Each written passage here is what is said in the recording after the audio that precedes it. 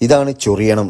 മിക്ക വീടുകളുടെയും പ്രത്യേകിച്ച് ഗ്രാമപ്രദേശങ്ങളിലെ വീടുകളുടെ പരിസരങ്ങളിൽ സർവ്വസാധാരണയായി കാണപ്പെടുന്ന ഒരു ആയുർവേദ ചെടി. ഭക്ഷണമാക്കി കഴിച്ചാൽ നല്ല രുചിയുള്ള ഒരു സസ്യമാണിത്. തൊട്ടാൽ ചൊറിയുന്നത് കൊണ്ട് അധികമാരും ഇതിനെ ശ്രദ്ധിക്കാറില്ല. എന്നാൽ ഒരു പ്രാവശ്യം കഴിച്ചാൽ വീണ്ടും കഴിക്കാൻ നമുക്ക് തോന്നുന്ന ഒരു സസ്യം തന്നെയാണിത്. ഇതിന്റെ ഇലയിട്ട് തിളപ്പിച്ചാറിയ വെള്ളം കുടിച്ചാൽ തന്നെ ശരീരത്തിലെ പലതരം ആരോഗ്യ പ്രശ്നങ്ങളും ഇല്ലാതാക്കാം. പണ്ടുള്ളവർ ഇതിന്റെ കായും പൂവും ഇലകളുമൊക്കെ എടുത്ത് കറി വെച്ച് കഴിക്കാറുണ്ടായിരുന്നു. ഈ ചെടിയുടെ ഗുണങ്ങൾ എന്തൊക്കെയെന്ന് നോക്കാം. ഗുണങ്ങൾ കേട്ടുകഴിഞ്ഞാൽ ഇതൊരു ഹോസ്പിറ്റലായി പ്രഖ്യാപിക്കണോ എന്നൊക്കെ തോന്നിപ്പോകും. ഗുണങ്ങളുടെ കാര്യത്തിൽ ഇനി ആർക്കെങ്കിലും സംശയമുണ്ടെങ്കിൽ ഒന്ന് ഗൂഗിൾ ചെയ്ത് നോക്കിയാൽ മതി. പുകവലി കാരണം നമ്മുടെ ശരീരത്തിൽ അടിഞ്ഞുകൂടിയിരിക്കുന്ന നിക്കോട്ടിനെ ശരീരത്തിൽ നിന്ന് പുറംതള്ളാൻ സഹായിക്കുന്ന ഒരു അത്ഭുത ചെടിയാണെന്ന് പറയാം. പ്രാദേശികമായി ഈ ചെടിക്ക് ഒരുപാട് പേരുകളുണ്ട്. പൊതുവെ നാട്ടിൻപുറങ്ങളിലെ പുരയിടങ്ങളിൽ ധാരാളമായി കാണപ്പെടുന്നുവെങ്കിലും ഒരു കളച്ചെടി എന്ന നിലയിലാണ് ഇന്ന് ഇതിനെ അധിക പേരും കാണുന്നത്. ശരീരത്തിൽ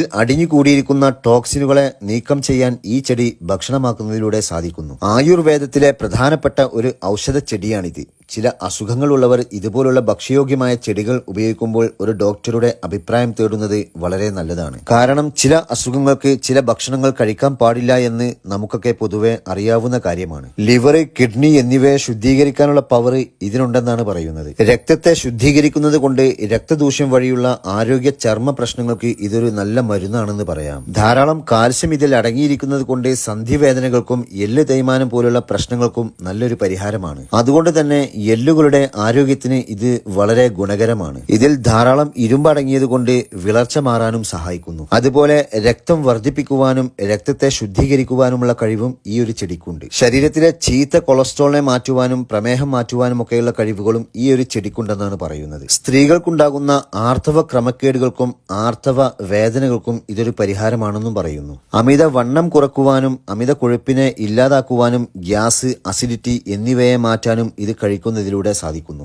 മൂത്രത്തിൽ കല്ല്, യൂറിനറി ഇൻഫെക്ഷൻ തുടങ്ങിയ പ്രശ്നങ്ങൾക്കും ഇതൊരു നല്ല മരുന്നാണ്. ഇതിന്റെ ഇലകളെടുത്ത് വെള്ളത്തിലിട്ട് തിളപ്പിച്ച് ആ വെള്ളം കുടിക്കാറുണ്ട്. കൂടാതെ ഇത് വെള്ളത്തിലിട്ട് തിളപ്പിച്ച് ഇളം ചൂടാകുമ്പോൾ തേൻ ചേർത്തും കഴിക്കാം. ചെറിയ ചൂടുവെള്ളത്തിൽ ഇലകളിട്ടാൽ ഇലകളിൽ നിന്നുള്ള ചൊറിച്ചിൽ ഇല്ലാതെയാവും. ശരീരത്തിലെ നീർക്കെട്ടി ഇല്ലാതാക്കുവാനുമുള്ള കഴിവും ഇതിനുണ്ടത്രേ. അതുപോലെ വിവിധ ചർമ്മ രോഗങ്ങൾക്കും ഈ ഒരു നിത്യഹരിത ഔഷധ ചെടി ഒരു പരിഹാരമാണ്. യൂറോപ്പ്, വടക്കേ ആഫ്രിക്ക, ഏഷ്യ എന്നിവിടങ്ങളിൽ നിന്നുള്ള ഈ ഒരു ചെടിയെ ഗ്രീക്ക്, റോമൻ കാലഘട്ടങ്ങളിൽ മെഡിറ്ററേനിയൻ ഭാഗത്ത് ധാരാളമായി ഉപയോഗിച്ചിരുന്നു എന്നും പറയുന്നുണ്ട്. കണ്ണുകളുടെ ആരോഗ്യം മെച്ചപ്പെടുത്തി നല്ല കാഴ്ചശക്തി നൽകുവാനും ഇതിന് കഴിവുണ്ടെന്നാണ് പഠനങ്ങൾ പറയുന്നത്. നമ്മുടെ ശ്വസന ആരോഗ്യം മെച്ചപ്പെടുത്തുവാനും പലതരം അലർജികളെ ഇല്ലാതാക്കുവാനുമുള്ള കഴിവും ഇതിനുണ്ട്. കർക്കിടക കാലത്ത് പത്തിലക്കറികളിലെ പ്രധാനിയാണ് ഈ ഒരു ചെടി. ഇതിൽ potassium, iron, phosphorus, vitamin C, vitamin A, chlorophyll എന്നിവയും അടങ്ങിയിട്ടുണ്ട്. അതുകൊണ്ട് തന്നെ മുടികൊഴിച്ചിൽ അകറ്റാനും